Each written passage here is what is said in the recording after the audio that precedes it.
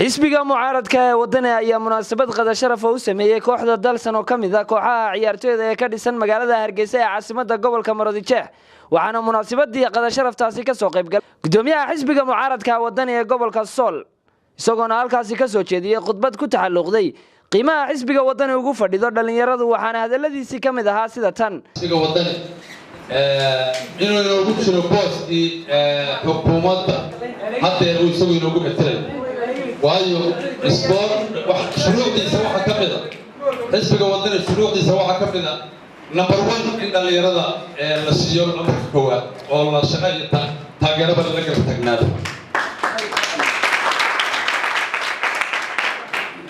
marka labaad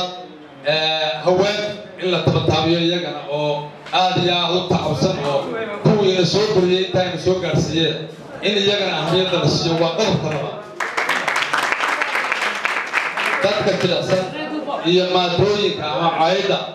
xisbigu inuu garabka qabto iyaduna waa qodobka saddexaad booska maanta xisbiga wadani ayaa waa kii dowladdu haysay dowladda maamulkeena Soomaaliland haysay ayaa laga rabay hawlaha ciyaarihii waxay ku banjareen buuq sidii loo ciyaarayay ilaa mar kaliya la kala dareero cid qaaday koob ma jirto cid ciyaarsiiskii wuxuu ku baxay la garan maayo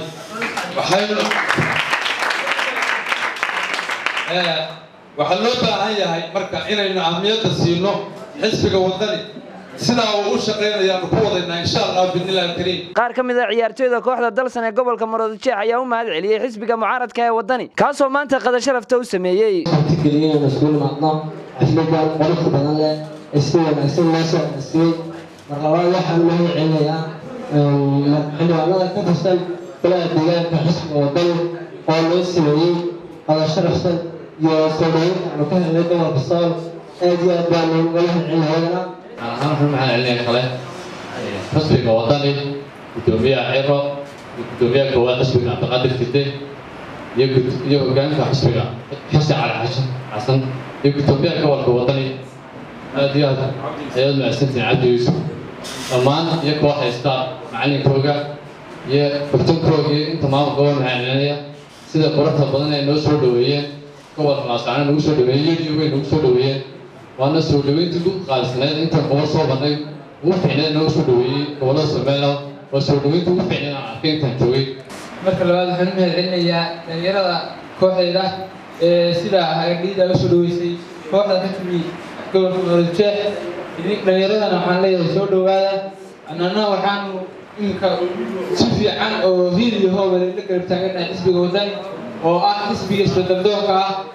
إنك أنا وحان halkan ka salaamaya gudoomiyaha xisbiga gobolka Sool Cabdi Yuusuf xildhibaanada golaha deegaanka Nuuruddin Cabdiqaadir Jaac